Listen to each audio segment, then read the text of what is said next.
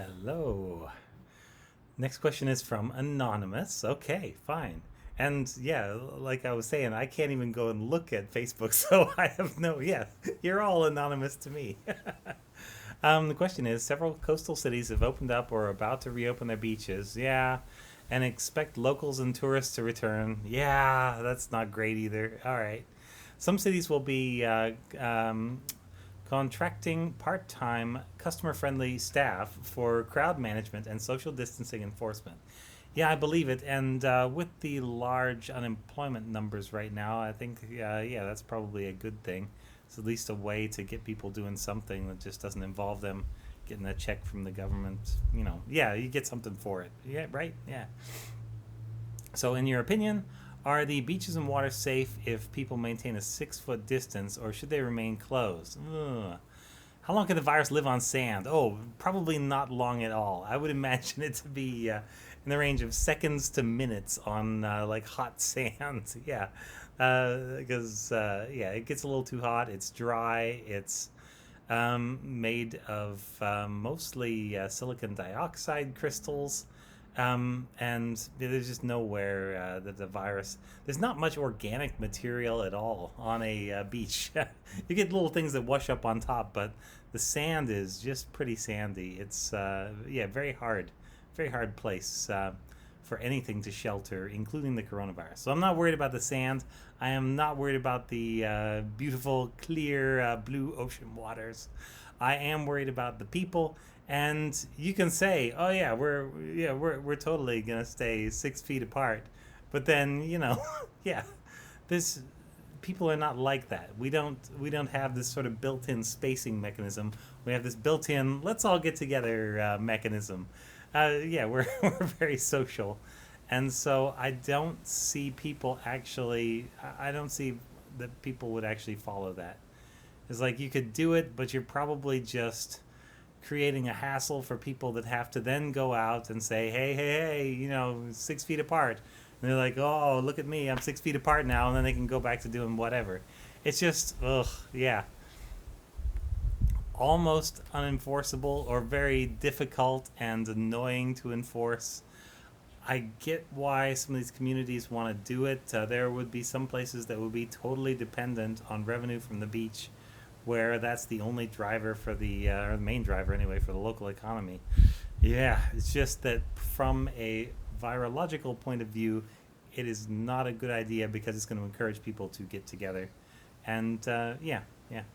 I think even like surfing, yeah, if you're out on your own and there's nobody else on the waves, it's fine, yeah. But surfers tend to crowd up at the point right where the break is going to be, and yeah, even then, I don't know, people wouldn't always be 6 feet apart. So it's tough. It's tough. You'd like to make it so that people can have some activity and so that you can have some economic activity and it's like fun and you get a little slice of normal. I'm just worried that doing it right now is not a great time. Most states, let's see, the ones that are doing well are New York State's doing all right. Washington State is going down. California's doing terribly. Hawaii, Montana, and Alaska.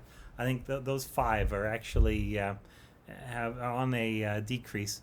Most other places are, level or slightly ticking up, which is not good. And the idea that you're going to bring people into these places, yeah, and that it's going to be okay, and that you're going to have lots of movement across state lines to go to the beach and hang out. It's just a recipe for a much longer, worse outbreak, I think. Yeah, I'm hoping it's not, but yeah, there's no good scientific rationale that says we should do this. Yeah, the only things we've got are scientific rationale that says you probably don't want to do this. Yeah, let's put it that way. So there we go. And then the second part of the question, which I missed. What kind of PPE would you recommend for these frontline workers? So for people that are going and dealing with beachgoers, I think you're going to be okay in a mask. I wish the beachgoers were also wearing a mask. I doubt they're going to want to do that because they'll say, oh, the tan lines are going to be killer. Yeah. And again, that's not the choice we want people to be making. Like, oh no, I'd rather not have tan lines than possibly get this virus or spread it to many people. Um, would you advise any sanitation stations or trash handling measures? Yeah, interesting. Yeah, a good trash cleanup is probably a nice thing. I don't know that there will be a lot of infection spread that way, but that's thinking ahead, and I like that. I like what you're thinking.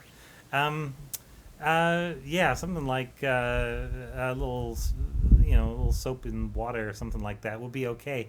But I think a lot of these beaches might just have water that doesn't necessarily go into the sewage system.